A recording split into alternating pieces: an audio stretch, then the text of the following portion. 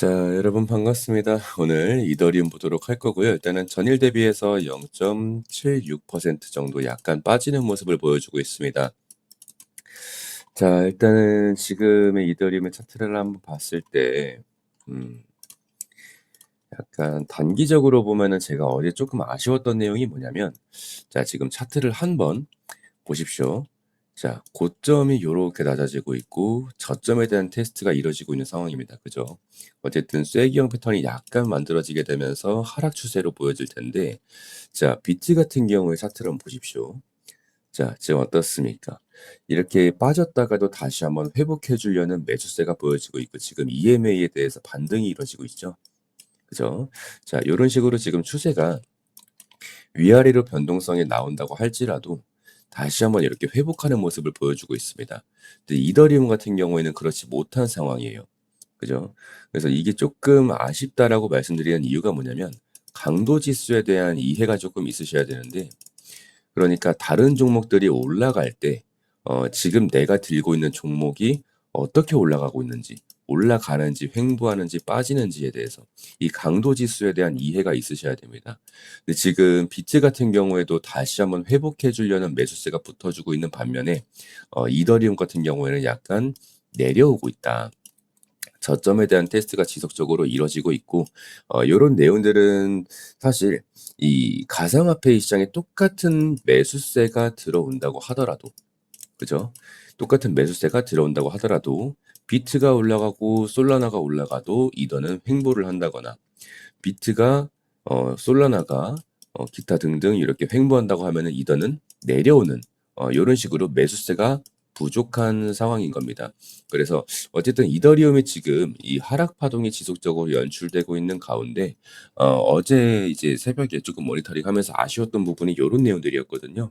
그래서 어쨌든 지금 이더리움이 하락 파동으로 지금 지속적으로 이뤄지고 있는 상황에서 우리가 단기적으로나 장기적으로 봤을 때 어떻게 대처를 해야 되는가? 이번 영상에서 다시 한번 좀 말씀드려 보도록 하겠습니다. 자, 지금 1시간 봉으로 조금 보시면 아시겠지만 아직까지 중요한 매물대, 지금 이 매물대 자체에서 어쨌든 이탈이 나오지는 않고 있고요. 제가 일단은 말씀드렸던 것처럼 이 570만 원의 자리가 깨지게 된다면, 그죠? 깨지게 된다면 추가적으로 하방으로 이어질 수 있다. 그리고 이러한 내용들은 조정장의 시작이 될 수 있다. 트리거가 될 수 있다라고도 말씀을 드렸는데, 어쨌든 지금 거의 근접해 있는 상황입니다. 그죠? 이 갭이 이제 얼마 안 남았어요.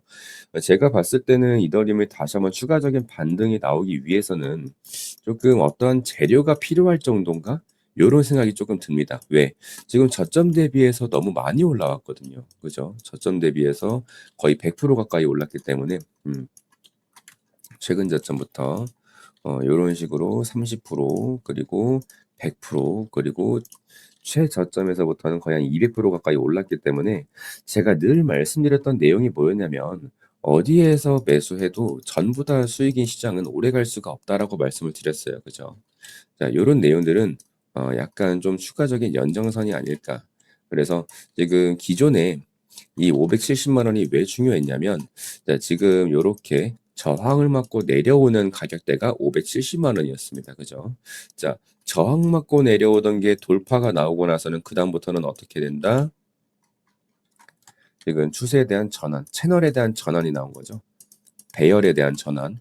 그래서 어쨌든 지금 뭐 대충 요런 식으로 지금 이 채널 안에서 A라는 채널 안에서 놀고 있었다면 지금 이제는 B라는 채널 안에서 놀아야 되는 건데, 이 B라는 채널이 다시 한번 무너진다라고 했을 때 똑같이 기존의 저항선의 역할을 했던 570만 원이 다시 한번 저항선의 역할을 하게 되는 거죠.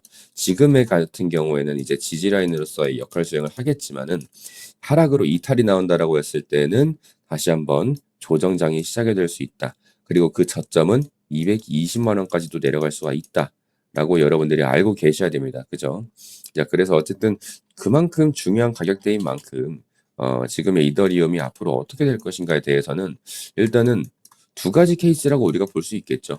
고점에 대한 리테스트를 한 번 더 갈 것이냐, 아니면 저점 깨고 내려갈 것이냐. 그리고 여기서 약간 더 세부 사항으로 좀 나눈다고 한다면 지금 이 지지에 대한 반등을 보여줄 것이냐, 그리고 이 매물대에 대한 소화를 기간값을 얼마나 잡을 것이냐, 요런 식의 내용들. 그래서 여러분들도 아시겠지만 토탈3나 요런 내용들, 솔라나가 어떻게 움직이고 있고, 아니면 비트가 어떻게 움직이고 도지가 어떻게 움직이고, 이러한 내용들을 봤을 때 전부 다 빠지고 있는 내용들은 사실이에요. 그죠? 전부 다 빠지고 있어요. 빠지고는 있는데 가장 중요한 건 비트 같은 경우에는 빠지다가도 회복세를 보여주고 있고, 그리고 이더 같은 경우에는 지속적인 하락 파동이 유지가 되고 있다. 요런 것들이 조금 아쉬운 내용입니다. 그래서 제가 이전에 이더리움 가지고 좀 말씀을 드렸었던 때가 지금 매수 타점이라고 말씀드렸던 게 6월 달 말이었죠. 320만 원 부근. 이 320만 원 부근에서 대체 어떠한 근거를 바탕으로 해서 매수를 했느냐에 대해서 좀 말씀을 드리자면, 자, 일봉으로 조금 볼게요. 자, 지금 이 가격대거든요. 여기에서 반등 나오는 거 체크하고 이 자리에서 올라탄 겁니다. 그러니까 여러분들이 올라타는 거에 대해서 나쁘다라고 우리가 또 그렇게 확답으로 딱 이제 정해놓을 수가 없는 게, 결과적으로 봤을 때는 수익이 나면 이거는 조금 이제 포괄적인 내용이긴 한데, 올라타더라도 수익이 나면 그게 어떻게 보면 정답일 수는 있습니다. 근데 지금 보시면 제가 확실하게 반등 자리를 체크를 하고 나름 저점이라고 생각을 해서 매수를 한 게 320만 원이었습니다. 그죠? 자, 그런데 이런 자리에서 올라타고 계시다라는 거는 저점과 그리고 고점에 대한 이해, 그리고 가장 중요한 건 뭐다? 손익비에 대한 계산이 조금 안 되고 계신 것 같아요. 그죠? 손익비에 대한 계산. 그러니까 내가 지금 만약에 지금 자리에서, 그죠? 지금 590만 원에 매수를 한다고 가정을 해볼게요. 그럼 고점까지 670만 원이지 않습니까? 그러면 590만 원부터 670만 원까지 한 13%가 남은 거예요. 13%. 근데 최고점까지가 13%면 최고점까지. 이거에 대한 내용을 좀 이해를 하셔야 돼요. 이 전고점에 대해서 제가 여기에서 매수를 한 거는 이탈이 나온다고 하면은 마이너스 30%, 그죠? 그리고 상방으로 올라간다고 하면은 플러스 90%.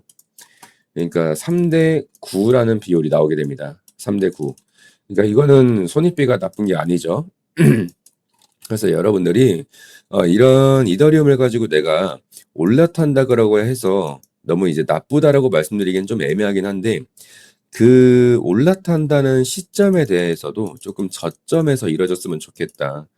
그리고 바닥을 다지고 있을 때 반등이 나오는 구간을 확실하게 체크를 하고 진입을 하셔라.